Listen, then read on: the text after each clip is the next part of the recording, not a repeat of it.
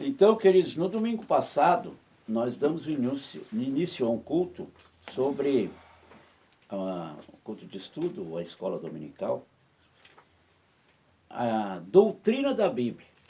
E foi tão maravilhoso, eu creio que não vai ser diferente hoje, né? Amém. Falamos sobre a introdução, tudo, mas nós vamos já entrar no primeiro capítulo, que nós demos início e não tivemos tempo de continuar. Foi 1 hora de adoração, de louvor a Deus, né? Glória a Deus. De estudo da palavra do Senhor. O vocábulo Bíblia não se acha, o vocábulo Bíblia não se acha em nenhum texto da Sagrada Escritura. Pelo contrário, consta apenas na capa da Bíblia. Etimologicamente, a palavra Bíblia, utilizada na língua portuguesa, vem do termo biblos, que significa um livro. No primeiro livro do Novo Testamento, nós lemos livro, biblos, da genealogia de Jesus Cristo. Foi o que nós falamos, né? Mateus capítulo 1, versículo 1, no domingo passado. A forma diminutiva de biblos é biblion, que significa pequeno livro.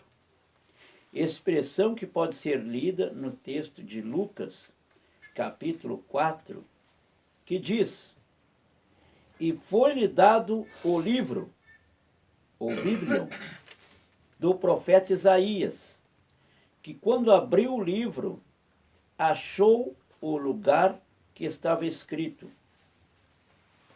Amém? Vamos ler. Amém. Irmãos. Lucas 17, todos juntos. E eu vou continuar, quando os irmãos procuram, eu continuo. A origem do termo biblos É Lucas, né? vem do nome dado à polpa interna da planta do papiro, em que se escreviam os livros sagrados. O significado da palavra Bíblia é coleção de livros pequenos.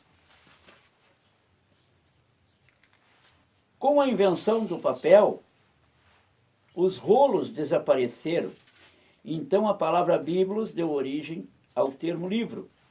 Os doutores deste assunto são de comum acordo que foi João Crisóstomo, patriarca de Constantinopla, que usou pela primeira vez o nome Bíblia no século IV. Outros nomes, mas vou deixar os irmãos, alguém que encontrou aí, leia. É Lucas 17? Lucas capítulo 4, versículo 17. Ah, é 4? 17. É, só para uma referência. Do Senhor, está difícil. Amém? Se não encontrou, não tem problema. Pode ler, minha filha. E se pecar contra ti 7 vezes no dia, e 7 vezes no dia vier ter contigo, dizendo, arrependo-me, perdoa-lhe. É Lucas 4, 17? Ah, lá deu 17, 4, contrário. Não, é 4, 17. E foi-lhe dado o livro do profeta Isaías. E quando abriu o livro, achou o lugar em que estava escrito. Amém? Amém. E o que estava escrito logo adiante, no segundo versículo? No 18, pastor? Isso. O Espírito do Senhor é sobre mim, pois que me ungiu para evangelizar os pobres, enviou-me a curar os quebrantados do coração. Então, era um Amém. pequeno livro. O livro de Isaías significava biblion, biblos, que é um pequeno livro, como nós lemos aqui. Outros nomes. Pode sentar, mas eu pedi para ler o versículo para referência bíblica. Outros nomes da Bíblia. Nós estamos hoje conhecendo, né, a Bíblia, pode-se dizer assim. outros nomes. O que significa Bíblia? A Bíblia é também chamada de Escritura, né? Refere-se a referência no livro de Marcos, capítulo 12, 10, também capítulo 15, 28, e Lucas 4, 21, João, capítulo 2, 22, capítulo 7, 38, capítulo 10, 35, Romanos, capítulo 4, 3, Gálatas, capítulo 4, 30, e 2 Pedro 1, 20, ou de Escrituras. A Bíblia também é chamada de Escritura ou de Escrituras, que estão nas referências de Marcos, capítulo 22, 29, capítulo 12, 24, Lucas 24, 27, João 5, 39. Eu estou passando as referências, mas sei que estou passando rápido, né? Que não dá tempo dos irmãos procurar. Mas só para constar aqui onde está escrito, né?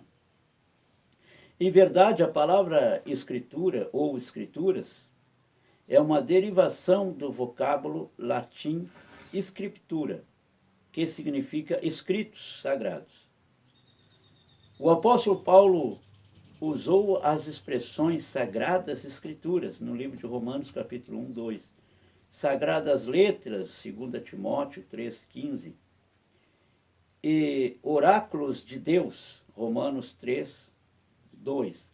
Todavia, um dos nomes mais descritivos e satisfatório da Bíblia é a palavra de Deus, que nós costumamos usar, né? A palavra de Deus. Eu creio na palavra de Deus. Ou pode-se dizer também nas Escrituras, nas Santas Escrituras, né? A estrutura da Bíblia. A Bíblia se divide em duas partes, no Antigo Testamento e no Novo Testamento. O Antigo Testamento contém quantos livros? 39. No Novo Testamento, 27. Ao todo são 66 livros. E a Escritura, escrita num período de 1500 anos. A Bíblia teve cerca, eu vou ler novamente aqui, a Escritura, escrita num período de 1500 anos, a Bíblia teve cerca de 40 autores das mais variadas profissões e atividades. Esses homens viveram e escreveram em época e lugares diferentes. Estavam distantes uns dos outros. Entretanto, seus escritos foram uma harmonia perfeita. Dois deles eram reis, Davi e Salomão. Jeremias e Ezequiel, sacerdotes. Lucas, médico. Pedro e João, pescadores. Moisés e Amós, pastores. O apóstolo Paulo era fariseu, Daniel, político. Mateus, cobrador de impostos. Josué, soldado. Esdras, escriba. E Neemias, mordomo. Então nós observamos que cada um tinha sua... eram homens de diferentes profissões. Podemos dizer assim, não estavam todos com a mesma formação, mas Deus usou eles tremendamente, né? A sabedoria que desceu sobre eles não era sabedoria terrena, sabedoria de Deus, a unção de Deus. Com isso podemos ver que apenas um ser estava dirigindo aqueles 40 autores no registro da revelação divina, Deus. A palavra testamento, nas designações Antigo Testamento e Novo Testamento, tem sua origem do vocábulo latim, testamentum, e no vocábulo grego, diatek, cujo significado, na maioria de suas ocorrências na Bíblia grega, é concerto ou aliança.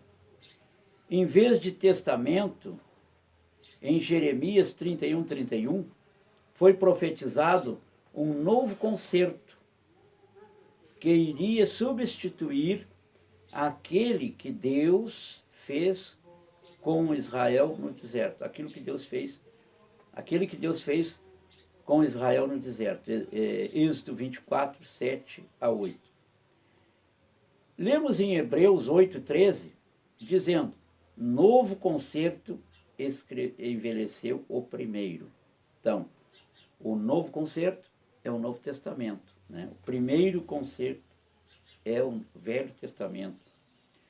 Os escritores do Novo Testamento veem o cumprimento da profecia do novo concerto na nova ordem inaugurada pela obra de Cristo. Suas próprias palavras ao instituir este concerto. 1 Coríntios 11:15. Vamos ler 1 Coríntios 11:15. Louvado seja o nome do Senhor. Melhor, irmãos. 1 Coríntios 11:25, perdão. Quem encontrar, para os irmãos interagir, pode ler. 1 Coríntios, capítulo 11, versículo 25. Pode ler, minha filha. Capítulo 11, Versículo 25. 25. Cheio. Pode ler? Semelhantemente também, depois desse ar, tomou o cálice, dizendo: este cálice é o Novo Testamento, no meu sangue. Fazei isto todas as vezes que beberes em memória de mim. Amém. Este cálice é um Novo Testamento. Suas próprias palavras ao instituir este concerto, né, o Novo Testamento, dão autoridade a esta interpretação. Os termos Antigo Testamento e Novo Testamento, nomeados para as duas coleções de livros da Bíblia, entraram no uso geral entre os cristãos na última parte do século II.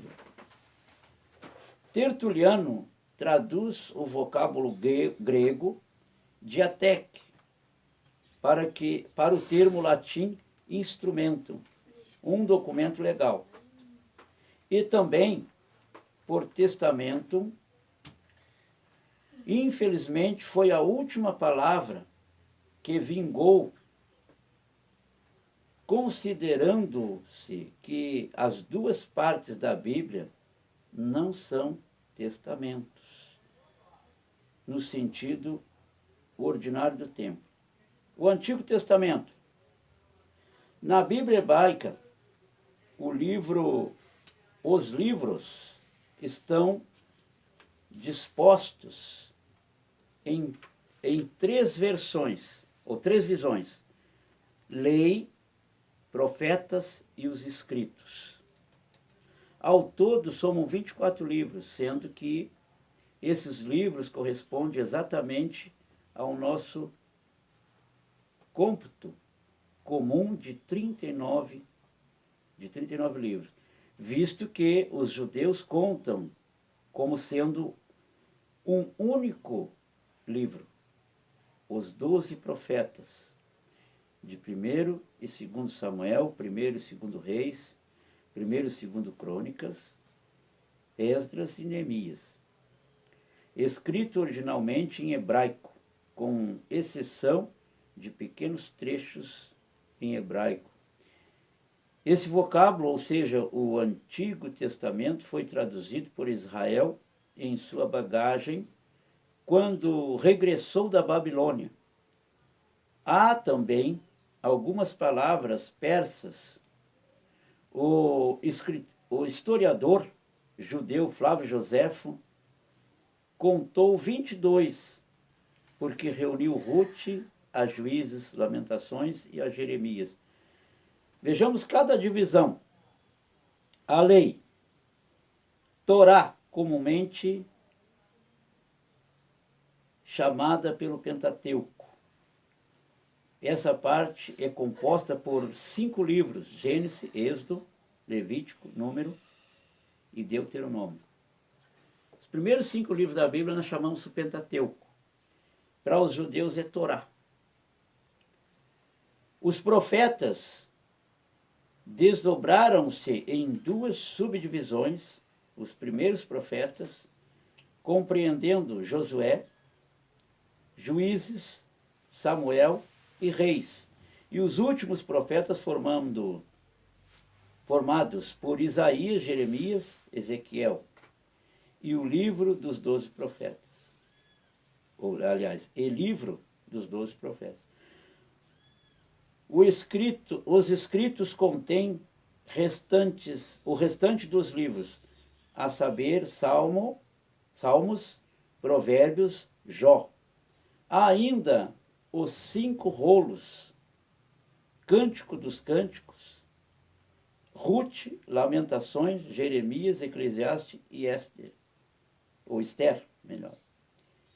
E, finalmente, os livros históricos, Daniel, Esdras, Neemias e Crônicas. Esta divisão tem parte da Bíblia hebraica.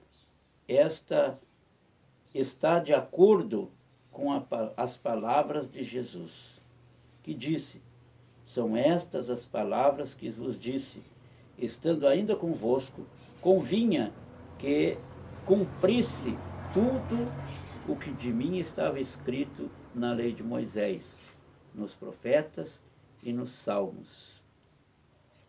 Mais comumente, o Novo Testamento refere-se à lei e aos profetas, tá? No livro de Mateus, capítulo 7, 12, ou a Moisés e aos profetas, Lucas 16, 29. O Novo Testamento, o Antigo Testamento registra o que Deus falou no passado, muitas vezes, de muitas maneiras, aos pais, pelos profetas. Já no Novo Testamento, a palavra final que Deus falou por intermédio do seu Filho, Jesus Cristo, em quem tudo se consumou.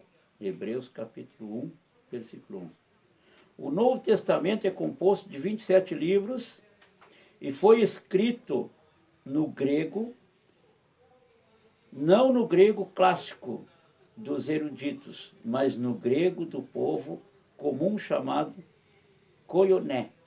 Seus 27 livros estão classificados em 4 grupos, conforme o assunto a que pertence.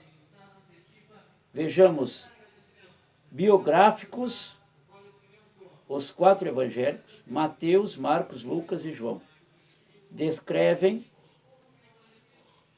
a vida terrena do Senhor Jesus e o seu glorioso ministério. Os 3 primeiros evangélicos são chamados sinópticos, devido ao certo paralelismo que tem entre si. Histórico, Atos dos Apóstolos, que registra a história da igreja primitiva, o seu modo de vida e a programação, ou melhor, a propagação do Evangelho. E tudo sobre a inspiração do Espírito Santo, conforme Jesus havia prometido. Epístolas, 21 livros, de Romanos a Judá, e todas elas contêm a doutrina da igreja. 9 dessas epístolas, ou cartas, são dirigidas às igrejas locais. Então, irmãos, só para reforçar, epístola significa cartas. Quando a gente lê ali a epístola do apóstolo São João, significa a carta do apóstolo São João. Muitas pessoas não sabem. Então, 4 indivíduos, uma aos hebreus cristãos e 7 a todos os cristãos indistintivamente. Profético, Apocalipse, são os livros proféticos. Apocalipse ou Revelação trata da volta pessoal do Senhor Jesus à terra das coisas. Vou ler novamente aqui, hoje está difícil. Trata da volta pessoal do Senhor Jesus à terra e das coisas que precederão esse glorioso evento. Em Apocalipse temos a evidência de Jesus vindo com seus santos para as seguintes realizações: destruir o poder gentílico mundial sobre o reinado da besta, livrar Israel, que estará no centro da grande tribulação, julgar as nações e estabelecer o seu reino milenar. Irmãos, isso aqui é interessantíssimo. Eu vou dar uma pausa aqui, né?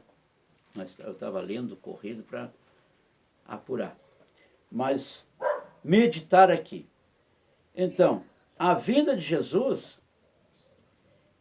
quando Jesus voltar, agora primeiro ele vai vir buscar a igreja.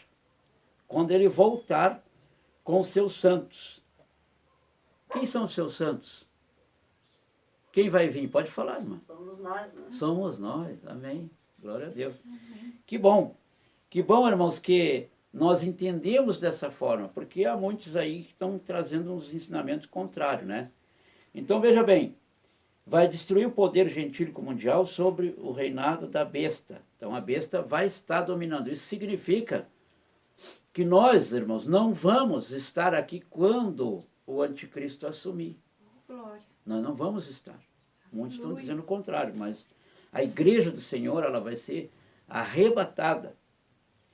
Israel estará no centro da grande tribulação. Aí é que as pessoas interpretam errado, porque Israel, irmãos, o povo judeu, ele ainda espera o Messias. Eles não estão pensando no arrebatamento, eles imaginam que o Messias vai vir.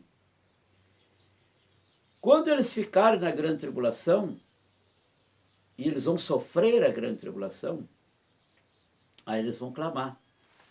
E o anticristo, com a força diabólica, força inferior, pode-se dizer, porque o poder é do Senhor, mas o anticristo, com a força diabólica, ele vai querer destruir Israel como uma batalha contra Deus, contra o povo de Deus.